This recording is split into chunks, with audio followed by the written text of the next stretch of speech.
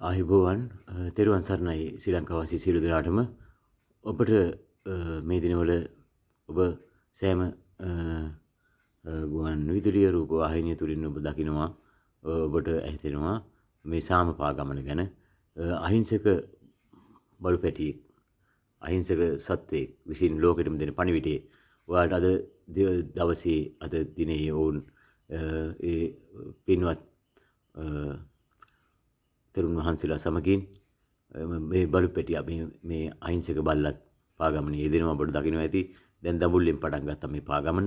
ඉතින් ඇත්තටම මේ ලෝකෙට මේ අහිංසකයා දෙන පණිවිඩය සාමේ රජ කරවලා දෙන්න මේ දෙයනේ මේ අහිංසකයා ඉල්ලන්නේ එච්චරයි. අපේ රටේ අහිංසක වීදි සුනකෙන් ඉන්නවා උන්ට ආදරය කරන්න. මේ සුනකයා පෙරම් පුරාගෙන අපේ බුදුදහම වටා පැමිණි කෙනෙක් බුදු සසුනේ පෙර භවයක හරි ඉපදලා ඉන්න ඇති. නමුත් ඔහු කරු මොකක් හරි පවක් නින්දයි නැවතත් මේ පිළිගතින් ඉතිරිසන් ආත්මික මේ ඔහුගේ අවසාන ආත්මය වෙන්නේ නැති පුංචි දුව දැරිය